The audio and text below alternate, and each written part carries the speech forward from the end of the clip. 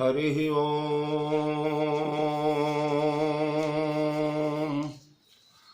ओम श्रीमन्महागणाधिपतये नमः। श्रीराम शरणं मम। श्रीगुरवे नमः।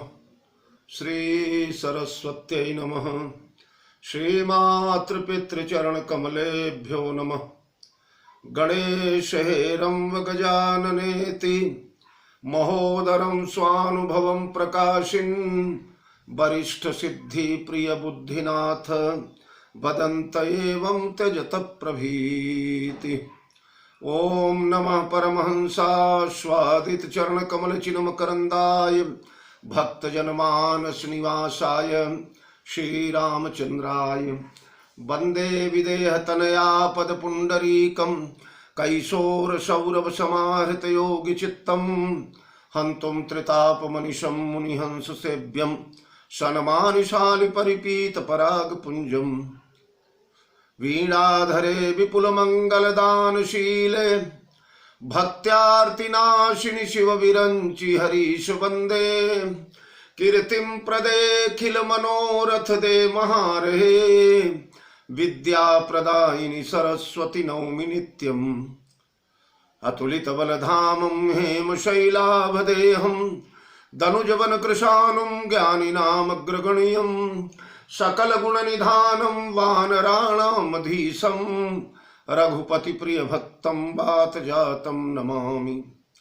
प्रभु समरथ सर्वज्ञ शिव सकल कला गुणधाम योग ज्ञान वैराग्य निधि प्रणत कल्प तरुणाम अपने अपने घरन की सब काहू को पीर तुम ही पीर सब घरन की धन्य धन्य रघुवीर खल दल बन दावायनल राम श्याम घन मोर रोम रोम में वज्र बल जय केसरी किशोर जय कविता के गगन दिवाकर ज्ञान भक्ति के विमल प्रकाश पारिजात के पुष्पयाप हो जय गोस्वामी तुलसीदास श्री गुरु चरण सरोज रज निज मन मुकुर सुधारि बरनउँ रघुबर विमल जसु जो दायक फलचारि सियावर रामचंद्र की जय। श्री हनुमान जी महाराज की जय। गोस्वामी जी महाराज की जय। श्री राम कथा महोत्सव की जय। मेरे परमाराध्य अकारण करुणावरुणालय जगत नियंता जगदाधार सर्वतंत्र स्वतंत्र परात्पर परब्रह्म सर्वेश्वर सुरेश्वर अखिलेश्वर भुवनेश्वर राजराजेश्वर अवधेश्वर कर्तुम कर्तुम अन्यथा कर्तुम निर्गुण निराकार सगुण साकार परम उदार सौम्य मानवावतार कौशल राजकुमार त्रिभुवन पालनहार सर्वाधार जानकी रमणीय शरण शरण करुणा निधान भगवान श्री राम भद्रजु माँ मैथिली प्रभु चरित्र सुनिवेक और रसिया पौरुष पराक्रम के पावन प्रयागराज अंजनानंद वर्धन श्री हनुमंतलाल जी महाराज पूज्य पाद गोस्वामी चरण भगवत चरितामृत का रसास्वादन करके नश्वर नरजीवन को कृतकृत्य करने वाले भ्रमर भाव को हरिपद रस रसिक परम भाग्यशाली श्रोता बंधुओं भक्तिमयी वात्सल्यमयी अर्चनीया वंदनीया यार देवियों प्रिय बाल गोपाल आई भैया भरतलाल के परम मंगल मोदमय त्रितापहारी चरित्र का रसास्वादन करके हम लोग कृतकृत्य हों। हम वाणी के द्वारा या आप श्रवण के द्वारा धन्यता को प्राप्त करें। चित्रकूट के परम पुनीत पावन वनस्थली पर यह संवाद अंतिम संवाद चल रहा है। इसी संवाद के बाद बस विदाई हो जाएगी। भैया भरतलाल ने कल के प्रवचन में आप लोगों ने सुना भगवान श्री राम से हृदय खोल करके निवेदन किया और उस निवेदन के उत्तर में भगवान श्री राघवेंद्र कहते हैं भैया भरत तुम्हें चिंता करने की कोई आवश्यकता नहीं है। आप चिंता न करें। अरे हमारी चिंता करने वाले तो और लोग हैं ना।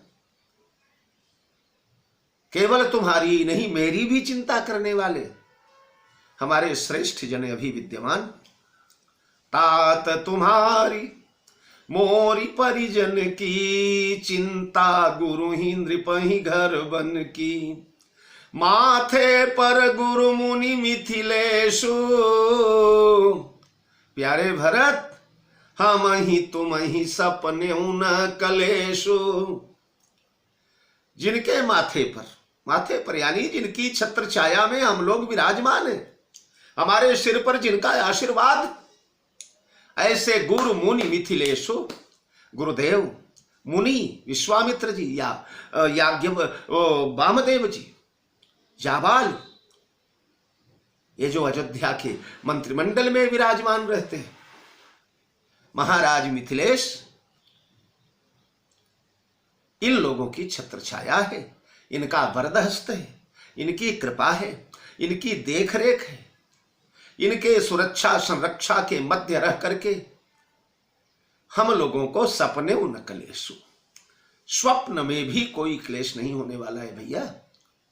जिस पर बड़े लोगों का आशीर्वाद रहता है ना, चत्वारि तस्य वर्धन्ते आयुर्विद्या यशो बलम, आयु विद्या यश और बल सर्वदा वृद्धिगत होते हैं। हम लोगों को चिंता करने की कोई आवश्यकता नहीं भरत।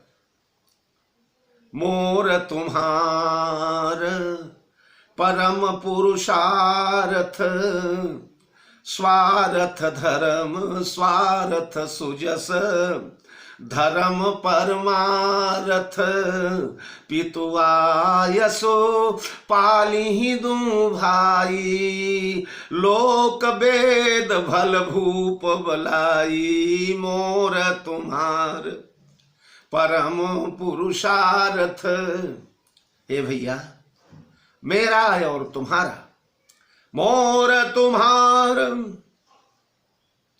परम पुरुषार्थ, हम दोनों का परम पुरुषार्थ यानी पुरुषार्थ की पराकाष्ठा।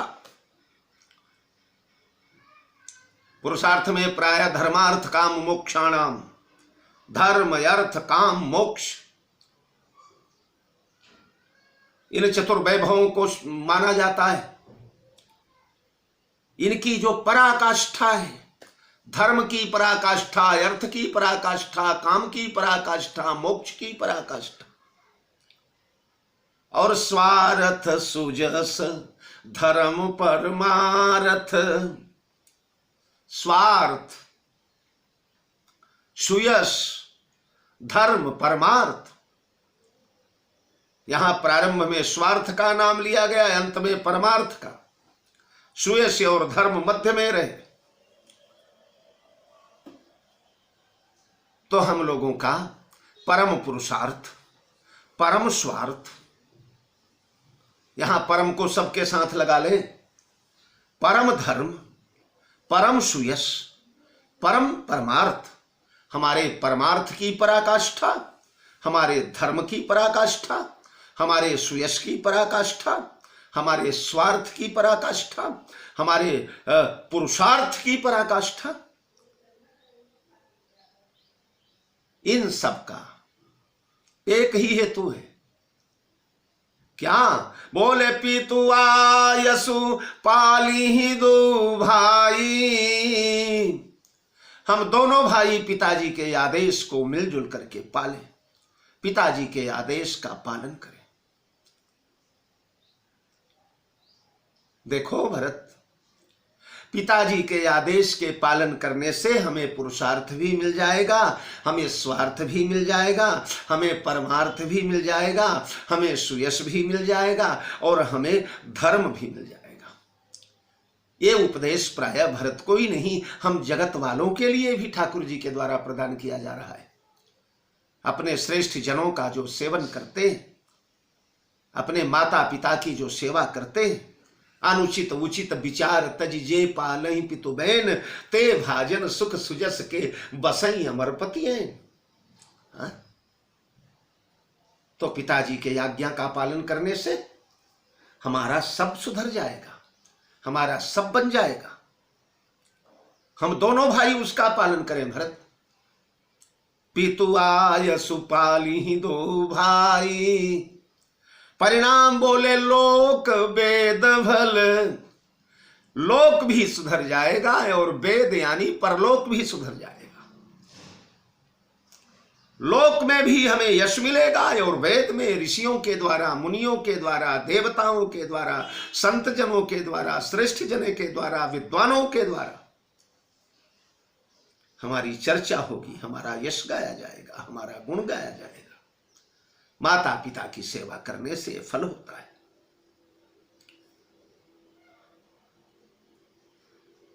महाराज वशिष्ठ ने भी भरत को यही समझाया है।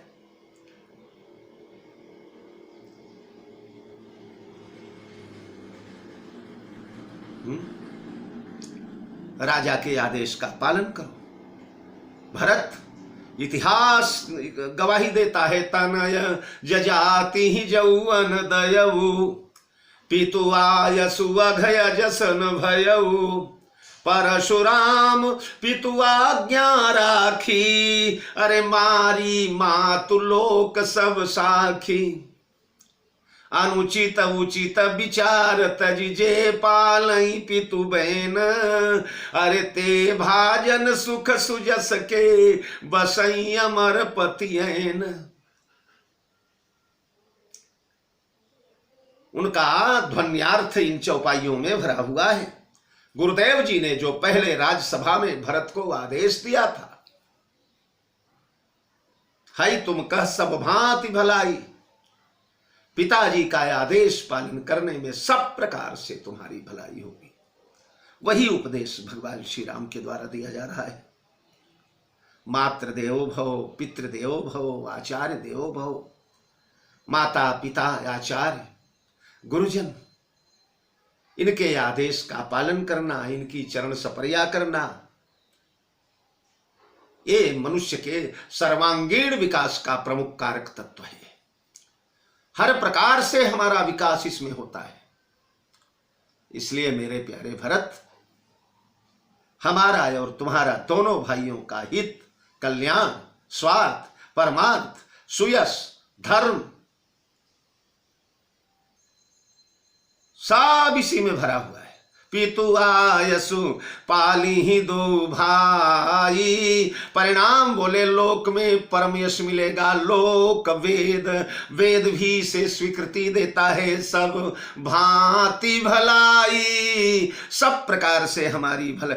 लोक वेद भल भूप भलाई, हमारा लोक और वेद में भला होगा और भूप भलाई, पिताजी की भलाई होगी, पिताजी का कल्याण होगा, पिताजी का मंगल होगा हमारे वचन के पालने से।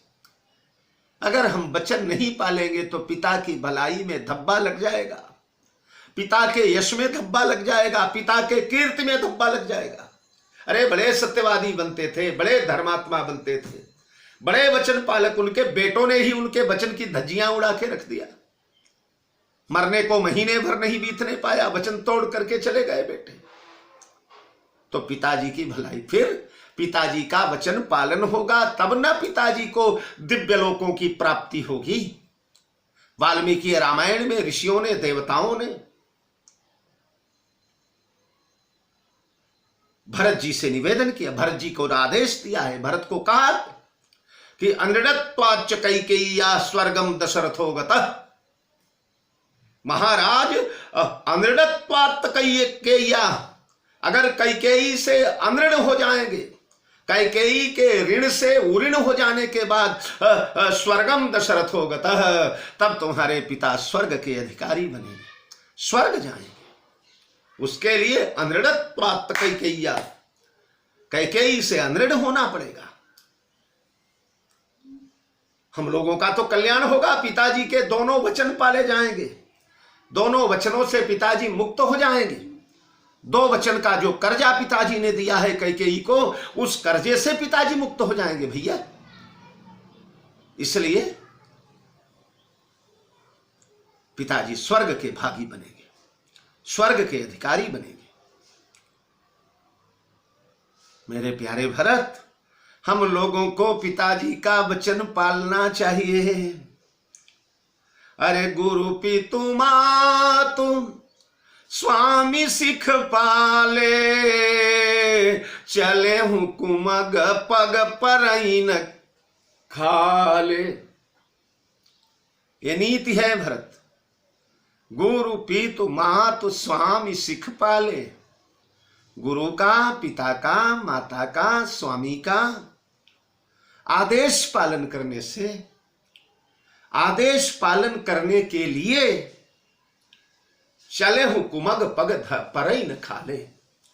मनुष्य अगर कुमार्ग पर भी चल पड़ेगा, कुपंथ पर भी चल पड़ेगा, तो पग परई न खाले।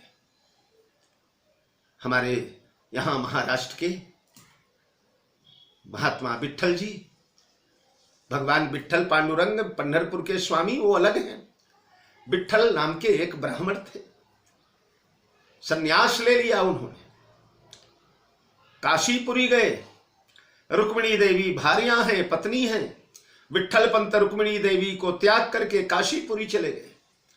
काशीपुरी जाने के बाद भगवान रामानंदाचार्य के सन्निधि में पंचगंगा घाट पर गए और रामानंदाचार्य से उन्होंने निवेदन किया, महाराज मुझे संन्यास दे दे, प्रबल वैराग्य दिख रहा है, उत्कट वैराग्य।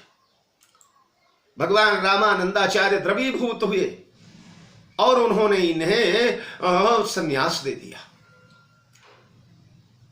12 वर्ष बीत गए, बड़े प्रखर सन्यासी बने। इधर चारों धाम की यात्रा में चले हैं भगवान रामानंदाचार्य, उनके साथ सैकड़ों शिष्यों का मंडल चला है। चलते चलते चलते चलते चलते चलते पहुंच गए आळंदी, जहां के विट्ठल पंत थे। पहुंच गए हैं, एक ब्राह्मण के द्वार पर डेरा डाला है। ब्राह्मण की पुत्र वधू दुबली पतली कृशकाय, उदासीन, पीड़ा में भरी हुई, भोजन परोसने के लिए, जलपान देने के लिए आई है। भगवान रामानंदाचार्य की दिव्य दृष्टि, भगवान रामानंदाचार्य ने देखा बहू रानी को, बेटी बड़ी दुखी दिख रही है, क्या कोई पीड़ा है, कोई कष्ट है, कोई अभाव है, कोई वेदना है तेरे अंतःकरण में? बहू के आंसू छलकने लगे, झरझर झरझर झरझर आंसुओं से सारे कपोल भीग गए। बूढ़े माता पिता बैठे थे, रो पड़े, बोले गुरुदेव भगवान, हे यतिराज, हमारी बहू तो जहर के आंसू पी रही है, जहर के घूंट पी रही है। एक एक क्षण कल्प के समान इस बेचारी का बीत रहा है, बड़ी अभागिनी है। भगवान ने बहुत बड़ा इसके ऊपर वज्रपात किया है। क्या हुआ? कौन सी पीड़ा है आपके बहू रानी को? रोते हुए ब्राह्मण देवता ने कहा, महाराज हमारा बेटा घर छोड़कर 12 वर्ष से चला गया है परदेश, पता नहीं कहां चला गया। घर में था तभी बड़ा वैरागी स्वभाव का था, बड़ा प्रखर वैराग्य उसके अंतःकरण में था, दिन रात भगवान का भजन करता था। कहां चला गया समझ में नहीं आता। रामानंदाचार्य ने कहा, आपका पुत्र कैसा था? सारा रंग रूप हुलिया वाता व्यवहार, एक पुराना कोई चित्र था वो हाथ का बना हुआ, वो दिखाया बूढ़े माता पिता ने। भगवान रामानंदाचार्य के माथे पर बल पड़ गए। भगवान रामानंदाचार्य ने कहा, आपका पुत्र बहुत शीघ्र मिलेगा, मैं वचन देता। आपका पुत्र तो मेरे आश्रम में संन्यास लेकर के रह रहा है और जल्दी जल्दी तीर्थ यात्रा से निवृत्त होकर के भगवान रामानंदाचार्य काशीपुरी गए और काशीपुरी जाकर के भगवान रामानंदाचार्य ने विट्ठल पंत से कहा है, मेरा वचन है, मेरा आदेश है, गुरु की आज्ञा है, तुम तत्काल अपने घर जाओ और जाकर के अपने पत्नी को पति का सुख दो। वो अभागिन तुम्हारे वियोग में तड़प करके घुल रही है, केवल अस्थि मात्र रह गया है उसके शरीर में। मेरा आदेश है, तत्काल दंड कमंडल रखो और शीघ्र अपने घर जाओ, यथासंभव जल्दी महाराष्ट्र पहुंचो। गुरु आज्ञा हो गई, गुरु आज्ञा गिरीशी। महाराज विट्ठल पंत त्याग करके चल पड़े हैं। आए हैं घर, घर आने के बाद पुनः गृहस्थाश्रम में प्रवेश, संन्यास ले लेने के बाद, दंड ले लेने के बाद, ध्यान दीजिए, दंडी सन्यासी को अपना कर्म करना पड़ता है। दंडी सन्यासी पहले अपना श्राद्ध कर डालता है, श्राद्ध करने के बाद तब सन्यास धर्म में प्रवेश करता है, मृतक कर्म सब कर डालता है। वह अगर पुनः गृहस्थ में प्रवेश हुआ तो घनघोर नरक का अधिकारी होता है, सारा वंश उसका नष्ट हो जाता है। बैखा नसोई सोचई जोगु, तप बिहाई जेहि भावई भोगु। संन्यास ले लेने के बाद जगत के भोगों की ओर मनुष्य के मन को आकृष्ट होना, अरे घनघोर नरकों के द्वार खोलता है। गोस्वामी चरण कहते हैं, सब नृप भय जोग उपहासी, जैसे बिन विराग सन्यासी। सन्यासी का वैभव विराग है, वैराग्य। पंच सकारों का जिसने सुरा सुंदरी सैया सुवर्ण इत्यादि का त्याग कर दिया है, वो सन्यासी। वह सन्यास लेने के बाद पुनः गृहस्थ बने हैं। गृहस्थ बनने के बाद 4 अपत्य प्रकट हुए, 4 संतानें प्रकट हुई, 3 पुत्र और 1 पुत्री। पुत्रों में भगवान निवृत्तिनाथ जो योगियों के सिरमौर बने, आज भी नासिक त्र्यंबकेश्वर में जिनकी समाधि है, प्रत्यक्ष योगिराज, बड़े बड़े सिद्ध लोग जिनके चरणों में बैठ करके योग सीखा करते थे। दूसरे हुए हैं भगवान ज्ञानेश्वर, जिन ज्ञानेश्वर ने 16 वर्ष की अवस्था में ज्ञानेश्वरी जैसी गीता लिख करके रख दिया, गीता का महाभाष्य ज्ञानेश्वरी। और महाराज दुनिया में अनेकों भाष्य हुए हैं, पर ज्ञानेश्वरी तो जैसे नक्षत्रों के बीच चंद्रमा हमेशा प्रकाशित रहता है, वैसी ज्ञानेश्वरी हुई। तीसरे सोपान देव हुए, सोपान देव भी परम सिद्ध, जो कि सीधे स्वर्ग के सोपान माने जाते हैं। चौथी कन्या प्रकट हुई, मुक्ताबाई, जो कि साक्षात मुक्ति देवी ही थी। और महाराष्ट्र में आज जो धर्म का अंकुर दिखा करता है आपको, धर्म का पुष्प पल्लव दिखा करता है, धर्म का फल दिखा करता है, उसके प्रमुख कारण भगवान ज्ञानेश्वर हैं। महाराष्ट्र को संतों की भूमि कहा गया, पर ज्ञानेश्वर के पहले नहीं। जितने हुए सब ज्ञानेश्वर के अनुवर्ती हुए। महाराज एकनाथ जी, महाराज तुकाराम जी, महाराज नामदेव जी, महाराज रामदास जी, जितने हुए सब ज्ञानेश्वर के बाद। तो ऐसे भगवान ज्ञानेश्वर जैसा पुत्र संन्यास लेने के बाद प्रकट हुआ, जिसने भैंसे के पीठ पर हाथ रख दिया और भैंसा वेद मंत्रों का उच्चारण करने लगा। एक ब्राह्मण के यहां गए हैं श्राद्ध पक्ष में भोजन करने के लिए, कई गांव के ब्राह्मण बिगड़ गए। अरे सन्यासी से पैदा हुए बच्चों को तुमने भोजन को बुलाया, हम ब्राह्मण लोग तुम्हारे यहां भोजन नहीं करेंगे। उस ब्राह्मण ने कहा, करना हो करो चाहे ना करो, लेकिन इन परम सिद्ध बालकों को भोजन करा के मुझे विश्वास है कि मैंने अपने पितरों को तार दिया। उन ब्राह्मणों ने कहा, तेरे पितर कैसे तर गए सन्यासी के पुत्रों से? तर गए तो प्रमाण बताया, और प्रमाण के रूप में सारे पुरखे उतर करके उस ब्राह्मण के गांव में आए। पुरखे उतर करके आए और पुरखों ने उन ज्ञानेश्वर जी के बगल में बैठ करके भोजन किया। बड़ी विचित्र गाथा है। चांगदेव नाम के एक योगी थे। योगी चांगदेव ने 14 बार मृत्यु को धोखा दिया। 1400 वर्ष की उन्हें आयु मिली थी। हर 100वें वर्ष यमराज आता है, यमदूत आता है लेने के लिए, और उन्हें पता चल जाता है कि यमदूत आएगा आज। वो परकाया प्रवेश की विद्या जानता है और अपने प्राणों को निकाल करके बाघंबर में डाल देते हैं। यमदूत आते हैं, शरीर में खोजते, यमयावत खोजत पावत नाही, प्राण मिलता नहीं, निराश होकर के लौट जाते हैं। ऐसे 14 बार धोखा देने वाले, 1400 वर्ष की आयु लेकर के महाराज चांगदेव ने जब सुना कि 3 सन्यासी के बेटे हैं, बड़े प्रखर विद्वान हैं, सरस्वती बोलती है उनके वाणी से, महाराज चांगदेव ने कहा हम उनसे मिलने चलेंगे। बड़ा अहंकार, बड़ा दम्भ। तो सिंह पर बैठकर सिंह की सवारी करके चले। नाग की लगाम लगाया उसमें, फफकारते हुए काले भुजंग की लगाम। ठंडी का दिन था, चारों भाई बहन रात भर ठंड के मारे कांपे हैं। न ओढ़ने को दुशाला, न रजाई, न कंबल। रात भर थरथराते रहे। सवेरे चारों धूप लेने के लिए टूटी हुई भीत है दीवार पर बैठे।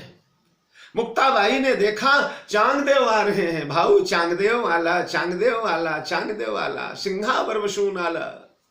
सिंह पर बैठ करके चांगदेव आ रहे हैं, सिंह पर बैठ के। तो ज्ञानेश्वर ने कहा चलो हम लोग भी मिलने चले। तो इन लोगों ने कहा हम लोग काहे पर चलेंगे, वो तो सिंह पर आ रहे हैं। ज्ञानेश्वर ने कहा वो जिस पर बैठा है उससे आ रहा है, हम जिस पर बैठे हैं उससे चलेंगे। चल दीवार। और दीवार चलने लगी महाराज, उड़ करके दीवार पहुंची चांगदेव के सामने। चांगदेव का सारा अहंकार चकनाचूर हो गया, घमंड धुल गया, चरणों में गिरे, शिष्य बने। और चांगदेव पासष्ठी नाम का एक ग्रंथ है, 65 श्लोकों में, 65 ओवियों में, मराठी में वेदांत का निचोड़। चांगदेव पासष्ठी का अर्थ जिस विद्वान को आ गया, मराठी में महाराज उसे बृहस्पति माना जाता है। खैर विषयांतर होता जा रहा है। एकाएक एक कथा ध्यान में आ गई और मैंने सोचा हमारे श्रोताओं को ये समर्पित कर दूं। कहने का मेरे भाव ये कि गुरु पीतु मातु बचन स्वामी सिख पाले। गुरु का, पिता का प्रमाण मैंने बताया। परशुराम पितु आज्ञा राखी, मारी मातु लोक सब साखी।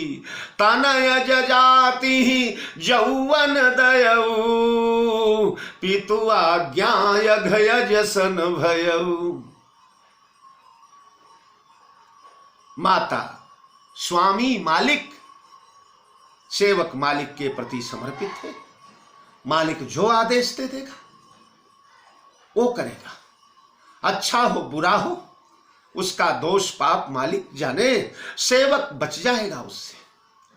इसलिए हम लोगों को पिता माता गुरु की आज्ञा पालना चाहिए, पिताजी के आज्ञा का पालन करना चाहिए। अगर ऐसा आज्ञा का पालन करेंगे तो चले हूं कुमग पग पर न खाले। कुमार्ग पर चलने के बाद भी कभी चरण खाले नहीं, गड्ढे में नहीं जाएगा, मोच नहीं आएगी, चोट नहीं आएगी।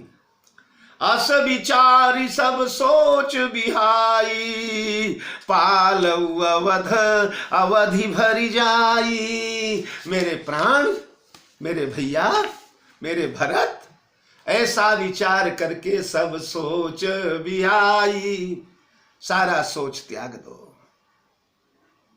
देखिए, गुरु पीतु मातु बचन स्वामी सिख पाले। यहां गुरु का भी वचन है, पिता का भी वचन है, माता का भी वचन है, स्वामी का भी वचन है। गुरु वशिष्ठ, उन्होंने भी आदेश कर दिया, करहु राज परिहरहु गलानी, मानहु मोर बचन हित मानी, जेहि पितु देई सो पावई टीका। ये गुरु का वचन है। माता कैकेयी तो हाथ पांव हिला ही रही थी, मेरा भरत राजा बन जाए। कौशल्या धरि धीरज कहई, पूत पथ्य गुरुआय सुअहई। पिता ने 2 वचन दे ही दिए हैं कैकेयी को। स्वामी, मैं तुमसे बोल ही रहा हूं भरत, तो गुरु भी हो गए, पिता भी हो गए, माता भी हो गई, स्वामी भी हो गए। इनकी सिख पालने से चले हूं कुमग पग परई न खाल। कुमार्ग में भी अगर कभी चले तो पैर नहीं डगमगाएगा। ऐसा विचार करके पालऊ अवध अवधि भरी जाए। अवध का पालन करो मेरे भैया, अवध की सेवा करो। ये मेरे भरत, मेरी अयोध्या है ना।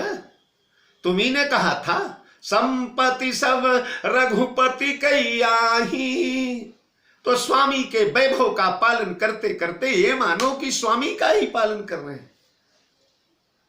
और अयोध्या का पालन करते करते अवधि बीत जाएगी। 14 वर्ष व्यतीत हो जाएंगे। दिवस जात नहीं लागई 12, बहुत जल्दी समाप्त हो जाएंगे 14 वर्ष मेरे भैया। तो पाल हुआ अवध अवधि भरी जाई, अरे देश कोश। अभी तुम कहीं लक्ष्मण की भाषा न बोलने लगो। भगवान को भय था कि लक्ष्मण ने जैसे कहा कि आप कहते हैं मैं अयोध्या के राज्य का पालन करूं, प्रभु शिशु में स्नेह प्रतिपाला, अरे मंदर मेरु किले मराला। क्या कभी मराल हंस का बच्चा सुमेरु पर्वत को उठा सकता है प्रभु? तो अयोध्या का राजपाट, अयोध्या का वैभव, अयोध्या की प्रजा, अयोध्या का ऐश्वर्य, अयोध्या की सेवा सुरक्षा, ये मंदराचल है। और लक्ष्मण तो मराल का बच्चा, हंस का बच्चा है। लक्ष्मण कैसे उठा पाएगा? तो कहीं भरत भी ऐसे ही दांव न चल दे। तो भगवान ने कहा सुनो भरत, देश कोश, अयोध्या का देश, समस्त सीमाएं, कोश खजाना, परिजन और परिवार। तुम अगर सोचोगे कि तुम्हें संभालना पड़ेगा, अरे ना भैया, गुरु पद रजहि लाग छर भारू। इन सब का भार, इन सब का उत्तरदायित्व, इन सब की जिम्मेदारी, इन सब का सार संभार, शरभार यानी उत्तरदायित्व, जिम्मेदारी, सार संभार हमें तुम्हें नहीं करना है। इन तो ये तो गुरु पद रजहि लाग छर भार। गुरुदेव के चरण की धूल इनकी रक्षा कर लेगी। गुरुदेव के चरण के धूल के ऊपर इनका भार है। वैसे भार तो सिर पर कहा जाता है, भाई उनके सिर पर इतना बड़ा भार है। भरत ने भी कहा लखी अपने सिर सब छर भारू। मेरे सिर पर सारा छर भार आ गया, सारी जिम्मेदारी आ गई, उत्तरदायित्व आ गया। तो गुरुदेव के सिर पर सारा छर, ना ना, ये मर्यादा, यही तो तुलसी के मानस की संहार है। अपनी बात करते तो सिर छर भारू करते, भरत की बात करते तो सिर छर भारू करते। पर एक गुरुदेव भगवान है, हम लोगों के सिर पर जो भार उठेगा वो गुरुदेव की चरण धूल उठाने में समर्थ है। गुरुजन, माता पिता, पूज्य वंदनीय आचार्य, साधु संत महात्मा, इनके चरण धूल का आश्रय लिया जाता है, सिर का आश्रय नहीं लिया जाता। चरण रज का। चक्रवर्ती महाराज ने क्या कहा? अरे मोहि समय अनुभयउ न दूजे, गुरुदेव सब पायऊ रज पावनी पूजे। आपके पवित्र चरण रज की पूजा करने से सब सुलभ हो गया, सब उपलब्ध हो गया, सब प्राप्त हो गया। गुरुपद रज मृदु मंजुल अंजन, नयन अमीय दृग दोष विभंजन। तेहि करि विमल बिलो विवेक बिलोचन, बरनऊ राम चरित भव मोचन। सुकृत शंभुतन विमल विभूति, ये तो मंजुल मंगल मोद प्रसूति। गुरुदेव के चरण की धूल मंजुल मंगल मोद प्रसूति है। ये दिव्य अंजन है नेत्रों का। अपने गुफा में बैठ करके उस चरण रज के अंजन को लगा लोगे तो सारी अयोध्या की सीमाएं तुम्हें दिखने लगेंगी। सारा कोश, सारा परिजन, सारा पुरजन, सब देश कोश परिजन परिवार, इन सब का उत्तरदायित्व, इन सब की जिम्मेदारी गुरुदेव के चरण के रज में है मेरे भाई। इसलिए तुम्हें चिंता करने की कोई और मुझे भी चिंता गुरु ही नृपहि घर बन की। तुम मुनि महातो सचिव सिख मानी, पाले भूमि प्रजा रजधानी। ये भैया भरत तुम गुरु मातो सचिव सिख मानी, तुम मुनि मातो सचिव सिख मानी। मुनि यानी गुरुजी, या मंत्रिमंडल में जो मुनि बैठे हैं, महाराज वामदेव, महाराज जावाली, वशिष्ठो वामदेवश्च, वाल्मीकि रामायण में वशिष्ठो वामदेवश्च जाबालिश्च दृढ़व्रत, ये सब मंत्रिमंडल है। अग्रत प्रययुः सर्वे मंत्रीणः मंत्रपूरितः, मंत्रीणः मंत्रपूरितः। साधारण मंत्री नहीं, अग्रत प्रययुः सर्वे मंत्रिणः मंत्रपूरितः, वसिष्ठो वामदेवश्च जाबालिश्च दृढ़व्रतः।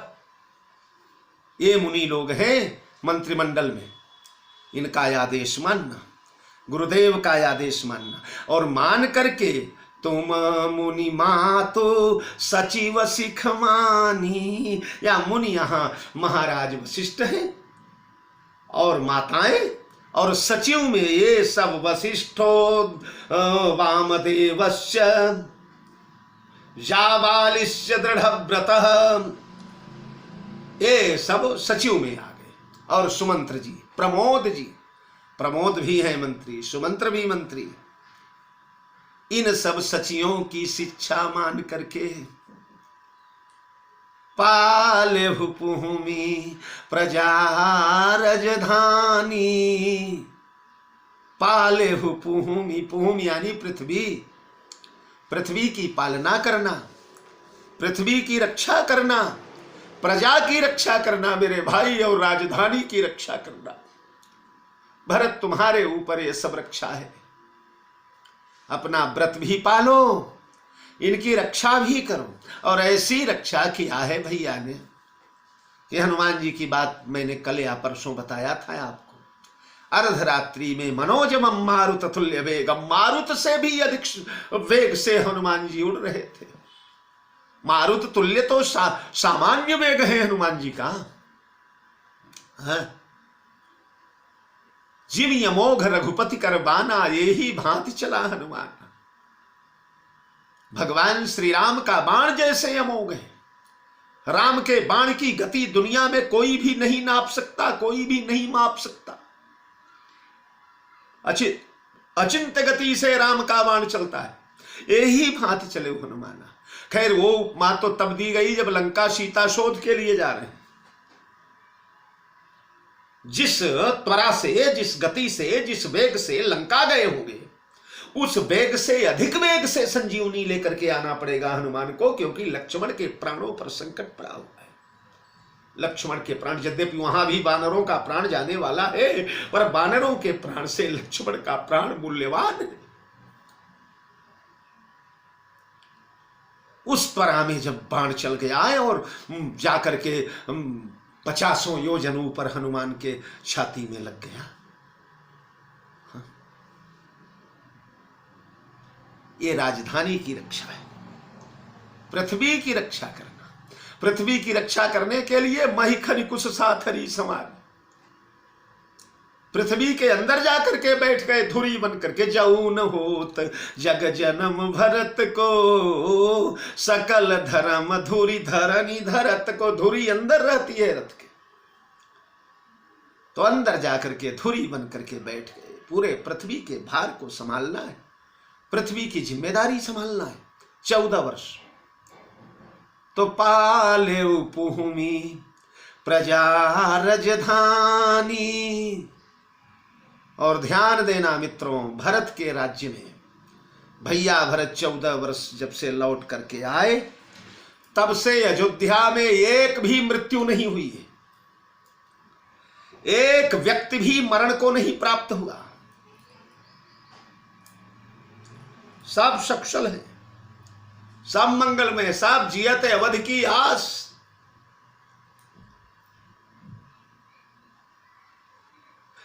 तो देश को सपरिजन परिवारु, गुरुपद रजहि लाग छर भारू। तुम पितु मातु सचिव सिख मानी, पाले उपभूमि प्रजा रजधानी। मुखिया मुख सो चाहिए खान पान कहूँ एक, अरे पालई पोषई सकल अंग तुलसी सहित विवेक। मुखिया मुख सो चाहिए। वाह, रामचरितमानस का क्या बात है। मैंने कहा था ना, एक एक शब्द, एक एक अक्षर हीरे मोती जैसे, एक एक भाव। विश्व राजनीति क्या, विश्व राज धर्म का समस्त सूत्र एक दोहे में गोस्वामी जी ने पिरो करके रख दिया। राजा अगर केवल इस दोहे को अपने जीवन में उतार ले, ये एक दोहा राजा के जीवन में उतर जाए, तो वह राजा रामराज्य लाने में समर्थ हो सकता है। आज के युग में घनघोर कलिकाल में रामराज्य उतर सकता है अगर राजा इस प्रकार का हो जाए। कैसा? बोले मुखिया मुख सो चाहिए। मुखिया को मुख के समान होना पड़ता है। देखिए, शरीर में कुछ और इंद्रियां दो दो हो सकती हैं, नेत्र दो हो सकते हैं, कान दो हो सकते हैं, नासिकाओं के छिद्र दो हो सकते हैं, हाथ दो हो सकते हैं, पांव दो हो सकते हैं, पर मुख एक ही होता है, मुख दो नहीं होते। उसी प्रकार मुखिया भी एक ही होता है, राजा भी एक ही होता है। मुखिया उपमुखिया जहां होने लगते हैं वहां वितंडावाद प्रारंभ हो जाता है। तो उस मुखिया को मुख के समान होना चाहिए। खान पान कहूं एक, खान पान में बिल्कुल एक ही है मुखिया। दूसरा कोई अंग शरीर का नहीं खा सकता, दूसरा कोई अंग पी नहीं सकता। खाता पीता सब है मुखिया मुख, लेकिन खाएगा पिएगा स्वयं और परिणाम किसे देगा? बोले पालई पोसई सकल अंग तुलसी सहित विवेक। विवेक के साथ समस्त अंगों का पालन पोषण करता है, खाता स्वयं है। इसी से मिलता जुलता एक दोहा और है, ओम सेवक कर पग नयन सो मुख सो साहिब होई। इसी चित्रकूट प्रसंग में सेवक कर पग नयन सो मुख सो साहिब, वहां मुख का नाम तो लिया गया है पर मुख का धर्म नहीं बताया गया है। मुख का धर्म यहां बताया गया, वहां सेवकों का धर्म है। सेवक कर पग नयन सो। शरीर में अंग तो अनेक है, अवयव अनेक है शरीर के, लेकिन मुख को तृप्त करने के लिए, मुख को देने के लिए, मुख को खिलाने के लिए तीन ही प्रधान है, नेत्र, पैर और कर। नेत्र देखेगा, बाग में सुंदर सुंदर फल लगे हैं, सुंदर सुंदर अन्न है, सुंदर सुंदर खाद्य पदार्थ है। नेत्र देखकर प्रेरणा देगा, चरण वहां तक चल के जाएगा और हाथ तोड़ ताड़ करके उसको व्यवस्थित बना करके मुख को प्रदान करेगा। ये तीन ही अंग, अन्य कोई दूसरे अंगों का कोई रोल वहां नहीं है कि वो उस पदार्थ को लाने में सहयोग करेंगे, लाएंगे, ये करेंगे, वो करेंगे, दुनियादारी। केवल कर पग नयन सो, हाथ पैर और आंख, और मुख सो साहि। देने वाले तीन हैं, लेने वाला अकेला मुंह है। तो मुख में डाल दिया, मुख ने उसे कूटा, पीसा, कुचला, थूक लाड़ के माध्यम से उसे पौष्टिक बनाया, शक्तिवर्धक बनाया, पोषक बनाया। और पोषक बनाकर जिसको जिसको तद तद वस्तुओं को, तद तद पात्रों को विभाजित कर दिया, डिस्ट्रीब्यूट कर दिया सब जगह। हाँ, वही अन्न खाया, उसी अन्न से जो पोषक तत्व बना, जो रस बना, वही रस जो है उसने प्लीहा को दे दिया, वही यकृत को दे दिया, वही मूत्रपिंड को दे दिया, वही रक्त को दे दिया, वही मांस को दे दिया, वही मज्जा को दे दिया, वही शुक्र को दे दिया, वही रक्ताशय को दे दिया, आमाशय को दे दिया, ज्ञान तंतु को दे दिया, केश को दे दिया, रोम को दे दिया, नख को दे दिया। हाँ?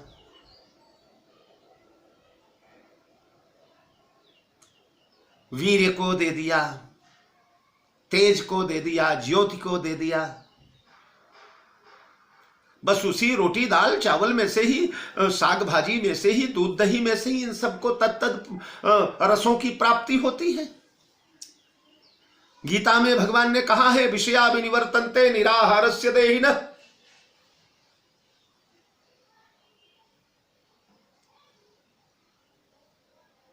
देश काल परिस्थिति पात्र शत्रु मित्र उदासीन सज्जन दुर्जन, इन सबको कैसे कैसे विभक्त करना है, कैसे कैसे उस वस्तु को देना है, यह राजा का धर्म है। राजा ही मुख है, राजा ही मुखिया, यानी भरत। भरत मुख है, भरत राजा होने जा रहे, राजा है। अब राजा को हाथ पांव और आंख ये लाला कर देते हैं, यानी कर के रूप में, टैक्स के रूप में जो कुछ प्राप्त हुआ राजा को, वो गोस्वामी जी ने दोहावली में लिखा है, माली भानु किसान सम नीति निपुण नरपाल। हरे माली भानु किसान सम नीति निपुण नरपाल, प्रजा बा भाग बस होइगे कबहु कबहु कलिकाल। राजा को कैसा होना चाहिए? बोले माली जैसा होना चाहिए। माली बगीचे में जाता है, बगीचे में से कुछ पुष्प चयन करता है, कुछ पत्र लेता है, कुछ दल लेता है, कुछ फल लेता है, फूल लेता है, लेकिन उसके बदले उस उपवन की, उस बगिया की, उस बगीचे की इतनी सिंचाई कर देता है, इतनी निराई गुणाई कर देता है, इतना खाद पानी डाल देता है कि कल इससे ज्यादा पुष्प फल पत्र प्रकट हो जाए। इसमें जितना लेता है उससे अधिक बगीचे में पैदा हो, ये प्रयास माली करता है। माली भान सूर्य नारायण पृथ्वी से रस सोखते हैं, पृथ्वी से रस सोखते हैं, तो रस सोख करके सूर्य नारायण उसे संचित करते करते करते करते बारिश के दिन आते हैं, तो 10 लीटर लिया है तो करोड़ लीटर करके बरसा देते हैं, करोड़ गुना करके पृथ्वी को वही रस दे देते हैं सूर्य नारायण। किसान खेती से प्रतिवर्ष फसल उपजाता है, ज्यादा से ज्यादा निकालता है, लेकिन इस वर्ष फसल निकाल लिया तो इतना खाद डाल देगा खेत में, इतना पानी डाल देगा, इतना निराई गुणाई कर देगा, इतना जुताई कर देगा कि अगले वर्ष उस खेत में उससे अधिक फसल पैदा हो। यह हर किसान की कामना रहती है। तो माली लेता थोड़ा है, बगीचे को देता ज्यादा है। किसान लेता थोड़ा है, देता ज्यादा है। भानु लेता कम है, देता ज्यादा है। भानु से याद आ गया, राम सेतु का मुकदमा चल रहा था सुप्रीम कोर्ट में। मिस्टर बाला सुब्रमण्यम चीफ जस्टिस थे उस समय इंडिया के, केरला के रहने वाले, बाद में किसी घोटाले में भी फंसे बेचारे, शायद जेल भी गए कुछ दिन। उन महोदय ने, और इधर से सुब्रमण्यम स्वामी, दोनों दक्षिण भारतीय, ये जिरह कर रहे थे अपने राम सेतु के पक्ष में, दलीलें दे रहे थे। तो मिस्टर बाला सुब्रमण्यम ने सुब्रमण्यम स्वामी से पूछा कि मिस्टर, आप कहते हैं राम सेतु हिंदुओं के लिए बहुत आवश्यक है, हिंदुओं के पूजा के लिए आवश्यक है, हिंदुओं की आस्था का केंद्र बिंदु है, हिंदुओं के आराधना का केंद्र है, लेकिन ये बताइए आपका राम सेतु तो 6 मीटर पानी के नीचे दबा हुआ है। उस 6 मीटर पानी के नीचे कौन सा हिंदू भला जाएगा राम सेतु का पूजन करने के लिए? तो सुब्रमण्यम स्वामी ने कहा, श्रीमान जी, सूर्य नारायण पृथ्वी से करोड़ों करोड़ किलोमीटर ऊपर रहते हैं, करोड़ों करोड़, जहां पहुंचने की कल्पना भी नहीं कर सकता मनुष्य। राम सेतु पर तो डुबकी वगैरह मार करके तैराक लोग, गोताखोर लोग पहुंच सकते हैं, पहुंचे कई लोग, पर सूर्य तक तो असंभव है। लेकिन पृथ्वी पर खड़े होकर आदमी, वैष्णव, राम भक्त या सनातन धर्मी जब सूर्य नारायण को अर्घ्य देता है, सूर्य नारायण को जल प्रदान करता है, तो आप ये बताइए कि उस जल का एक एक बिंदु सूर्य नारायण शोषण करते हैं कि नहीं करते? उस जल का एक एक रेशा अगर सूर्य नारायण अरबों किलोमीटर दूर रह करके ले सकते हैं, तो फिर 6 मीटर नीचे रहने वाला राम सेतु हिंदुओं के आस्था के पुष्प फल पत्र प्रसाद क्यों नहीं स्वीकार कर सकता? आस्था में दूरी कहां होती है? वो मलिक मोहम्मद जायसी ने लिखा है, वो उठ नहीं रहा है कि यानी चींटा और गुड़, चकोर और चंद्रमा, दोनों की बड़ी विपरीत परिस्थिति है। चकोर चंद्रमा से हमेशा दूर रहता है, बहुत बहुत दूर रहता है, और चींटा गुड़ के नजदीक रहता है। वह इतनी दूर रहता है फिर भी अपने प्रियतम चंद्रमा के अभ्युदय की सतत कामना करता है। चंद्रमा का यही तो हो सके, ऐसा कभी स्वप्न में भी नहीं सोच सकता। सतत चंद्रमा के मंगल में संलग्न रहता है और चींटा गुड़ के हमेशा नजदीक रहता है, लेकिन गुड़ को हमेशा खाता रहता है और गुड़ चींटे को फंसाता रहता है। वहां चंद्रमा चकोर का पोषण करता है, चकोर को सुख देता है, चकोर चंद्रमा के अभ्युदय की कामना करता है। दोनों एक दूसरे के पोषक बन जाते हैं और यहां दोनों नजदीक रहकर भी एक दूसरे के शोषक बन जाते हैं। तो जिस प्रकार सूर्य नारायण थोड़ा सा लेकर के बहुत अधिक देते हैं मनुष्य को, उसी प्रकार इसीलिए हम सनातन धर्मियों को सूर्य नारायण को अर्घ्य देना चाहिए। कुछ चीजें भगवान की ही हैं और हम भगवान को देने में शर्माते हैं। पानी हमने तो नहीं बनाया, हम तो उसके उत्पादक नहीं हैं, निर्माता नहीं है, भगवान का बनाया हुआ है। तो प्रभु की बनाए हुए पदार्थ को, प्रभु को त्वदीयम वस्तु को विदम तुभ्यमेव समर्पयेत्, तेरा तुझको अर्पण क्या लागे मेरा। फिर भी कंजूसी करता है, अभागा 4 अर्घ्य नहीं दे पाता सूर्य नारायण को। जिसने स्वर दिया उस ईश्वर का नाम लेने में दुनिया भर के बहाने करता है। तो सूर्य नारायण जैसे थोड़ा लेकर अधिक देते हैं, किसान थोड़ा लेकर धरती को अधिक देता है, और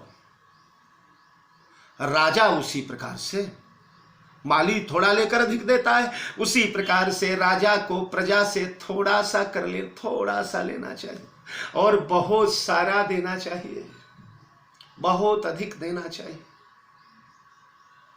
तो मेरे भाई, मुखिया मुख सो चाहिए, खान पान कहूं एक।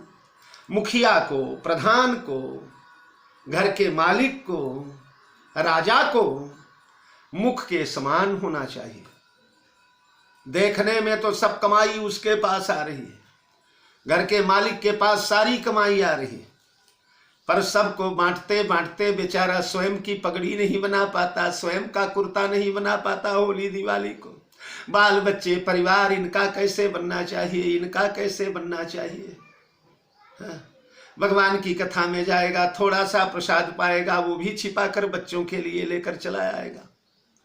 पालई पोसई सकल अंग, अरे तुलसी सहित विवेक। इसमें विवेक भी लगा दिया गया। भला विवेक का तात्पर्य, जो रस नख को चाहिए वह रस केश को नहीं चाहिए, जो रस हड्डियों को चाहिए वो रस नेत्र के ज्योति को नहीं चाहिए।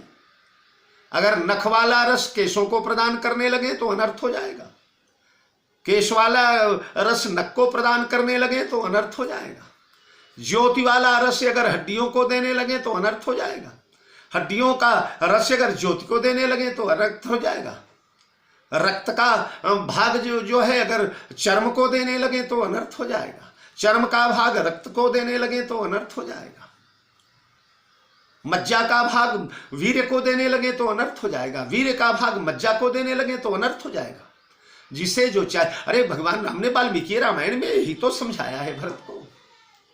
अपने अमात्यों को, अपने मंत्रियों को विश्वास में तो रखते हो भरत? उनकी मंत्रणा कहीं बाहर फूट तो नहीं जाती, कहीं बाहर के लोगों में वितरित तो नहीं हो जाती? राजकाज संचालन में जो गुप्त रहस्य हैं वो तुम्हारे अंदर मन के मन में रहते हैं, कहीं बाहर तो नहीं बांट देते हो? आगे अगली चौपाई है ना, राज धर्म सर्व से तनोई, जिन मन माहि मनोरथ होई। उन्हें वितरित तो नहीं, अपने सेवकों को, अपने सैनिकों को, अपने अनुचरों को, अपने गुप्तचरों को उचित मूल्य देकर, उचित उनकी मजदूरी पारिश्रमिक देकर संतुष्ट रखते हो ना? अगर संतुष्ट नहीं रखते हो तो वो अमंगल कर सकते हैं राज्य का। या जिस पद पर जिस व्यक्ति को रहना चाहिए उसे उसी पद पर रखते हो ना भरत? हाँ? कोई महान, बड़ा विद्वान, बड़ा विचारक, बड़ा मनीषी, बड़ा वैज्ञानिक है, उसे पत्थर तोड़ने को लगा दीजिए। और कोई पत्थर तोड़ने वाला है, उसे शिक्षा मंत्री बना दीजिए। सब अनर्थ हो जाएगा, उल्टा पुल्टा हो जाएगा। टकासेर भाजी टकासेर खाजा। तो जो जहां उचित है उसी पद पर अपने सैनिकों को, अपने मंत्रियों को, अपने अमात्यों को, अपने सभासदों को, अपने कार्यकर्ताओं को रखते हो कि नहीं भरत? भरत जब आए हैं उसी समय भगवान ने पूछा है चित्रकूट में। हाँ? ये विवेक का तात्पर्य है। पालई पोसई सकल अंग, तुलसी सहित विवेक। राजा को विवेकवान होकर के विवेक पूर्ण ढंग से समस्त अंगों का पालन पोषण करना चाहिए। सैनिक का पालन पोषण कैसे हो, प्रजा का पालन पोषण कैसे हो, मंत्रियों का, माताओं का, पुरजनों का, परिजनों का, पूर्वजन, परिजन, प्रजा, गोसाई, इन सब का पालन पोषण। पालई पोसई सकल अंग, राजा के अंग है, ये अंग सब राजा के हैं। तो इन अंगों का पालन पोषण राजा को तुलसी सहित विवेक, विवेक पूर्ण ढंग से करना चाहिए। राजा अगर अविवेकी हो जाता है, राजा विवेकहीन हो जाता है, तो राज्य में अराजकता उत्पन्न हो जाती है, अराजक तत्व बढ़ने लगते हैं। बड़े बड़े विद्वानों को अगर झाड़ू लगाने के लिए लगा दिया जाएगा तो राज का अमंगल ही करेंगे, मंगल नहीं करेंगे। और जो मजूरी करने वाला व्यक्ति है उसे अगर हिसाब किताब में लगा दीजिएगा तो वो भी अमंगल ही करेगा राज्य का। इसलिए उचित पात्र को उचित दान, उचित पात्र को उचित व्यवस्था, उचित पात्र को उचित पालन पोषण, ये विवेक का तात्पर्य है। तो मुखिया मुख सो चाहिए, खान पान कहूँ एक, पालई पोसई सकल अंग, तुलसी सहित विवेक। इसे एक दोहे में विश्व राजनीति का सार सर्वस्व भर करके गोस्वामी जी ने रख दिया है। मित्रों, इन्हीं शब्दों के साथ आज की सेवा संपन्न हो रही है।